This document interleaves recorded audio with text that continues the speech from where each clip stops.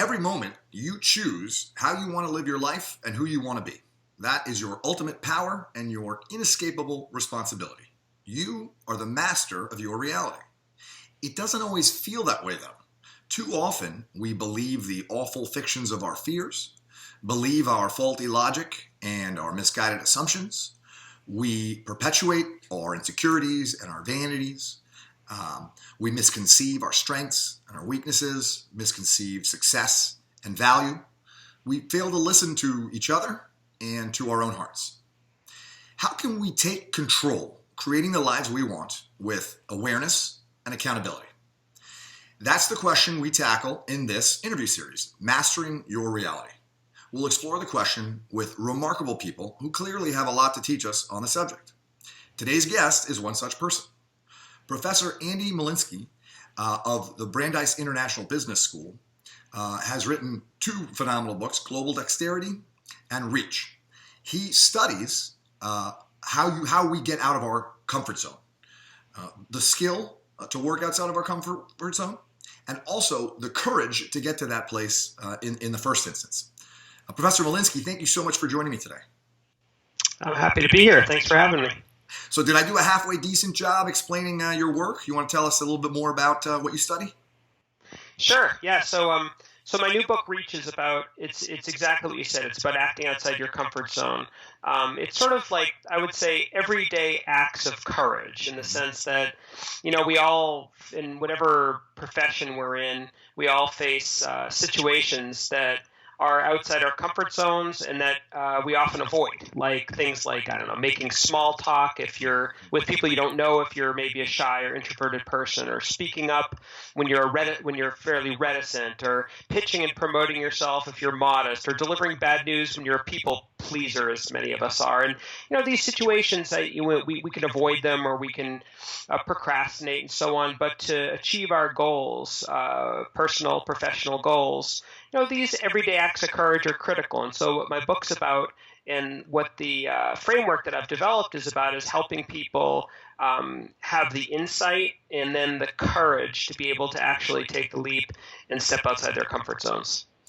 That's awesome. And I know I often find the question a little bit frustrating because the answers read the book, but can you maybe summarize for us? I'm particularly interested in this sort of first piece of just building up the courage, getting to the mental place to take that step.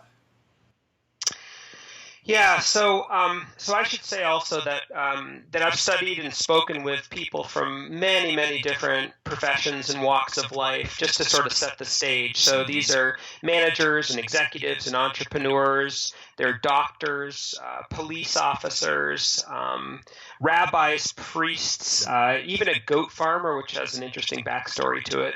I mean, all sorts of people in all sorts of situations. I wanted to understand these challenges sort of across the board to see if I could come up with some, generalizations that seem to apply across so many different contexts. And so, what I found was that was a couple of things. So basically, on the why is it so hard piece, I mean, we all know it's hard, right? We wouldn't avoid it if it weren't hard. But, what I found is that there are 5 different psychological roadblocks we face.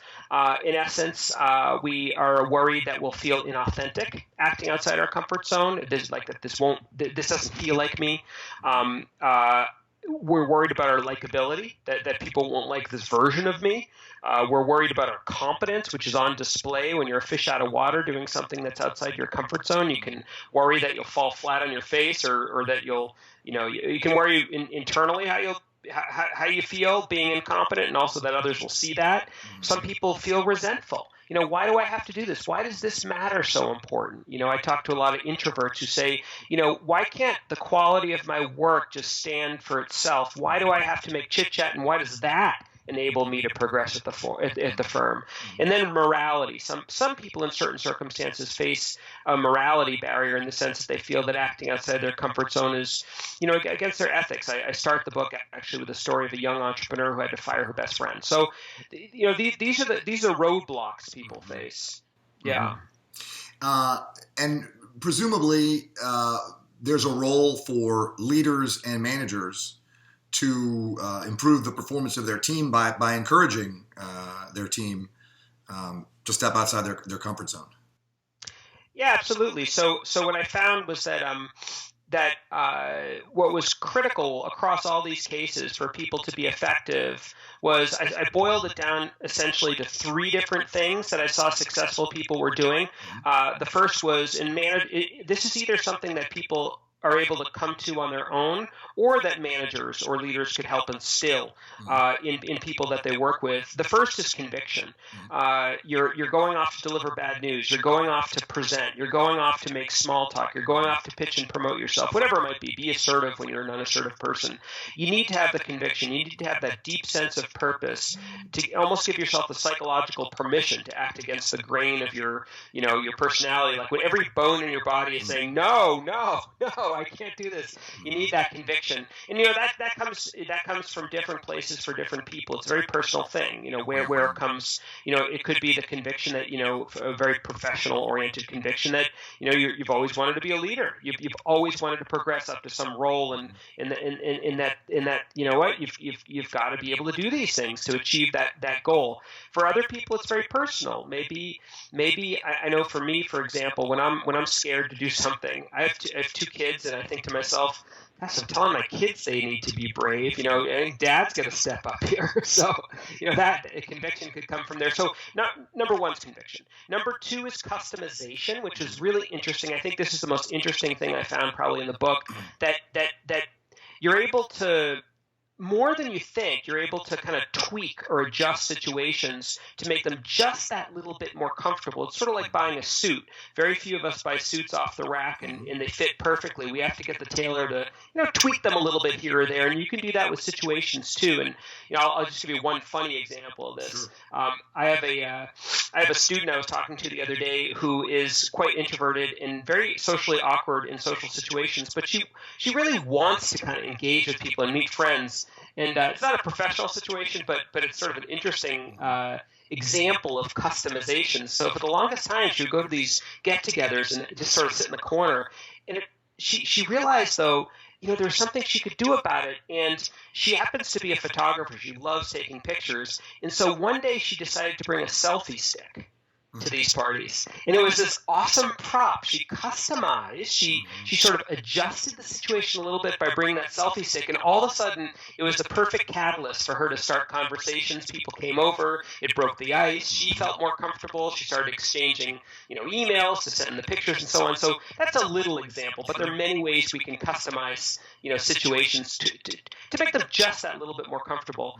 And then the last thing I'll say is clarity. So we've got conviction, customization, and clarity. And clarity is pretty simple. It's the idea that I think in situations outside our comfort zones with a lot of fear and anxiety involved, we tend to what I'd call catastrophize. We look at the worst possible case scenarios, or maybe we even fixate on the unrealistic best case. Like if I'm going to give a speech, I'm going to be a total failure. That would be the worst case. Or I'm not giving a speech unless it's like the best TED Talk ever. Everybody's got to stand up and cry and cheer. And Exactly. Yeah. But if you're able to somehow kind of claim that middle ground, that psychological middle ground, and anchor yourself there, and I found that people who are successful were able to do that, that was really critical for enabling yourself to have the confidence and courage to actually take that leap. So to customize it, to get that conviction, that wind at your back, and to have some degree of clarity, those were the things that enabled people to actually reach outside their comfort zone. That's fantastic. I love that you mentioned your kids and that you mentioned the story in the social settings, because for me, I found in writing my book and in just thinking about sort of leadership and management and life, so many times there's this instinct or endeavor to say, well, this is a business issue or this is a personal issue, self-help or leadership, and it's really, the way I look at it, it's really all the same, right? At the end of the day, we're human beings, and it's what motivates us. I can't agree more. I absolutely think that's the case. I mean, that's, I'm a psychologist by training, and my field is organizational behavior. And, it's everything is personal. The expression, it's business. I think the expression is it's personal. You know what I mean? It's all personal. That's certainly been my experience. Yeah. I like the idea of thinking about your children and or the people close to you on that conviction piece, living the example you want to set for the people that are close to you. That's cool. Yeah, it's it's funny. I never that I guess that source of conviction wasn't available to me before I had kids, but I found it to be really powerful. I have to say. People often talk about work-family balance and this and that, and I've found over time my kids have just given me so much energy, purpose, and inspiration. That's beautiful. That's beautiful. I feel the same way. Yeah. So Reach just came out. Is that right? It was in January it was published? Yeah, late January. So today is what's today is early March. So it hasn't been 2 months yet. So yeah. Awesome. Well, I hope folks will check it out. It sounds like a fascinating and important book. I really appreciate your chatting with me about it. Yeah, thanks for having me on. This is great, and good luck with your work. And I know your book's coming out very soon, and I hope everyone checks that out as well. Thank you, Professor. I really appreciate it. All right, take care. Thanks for the chat. You too.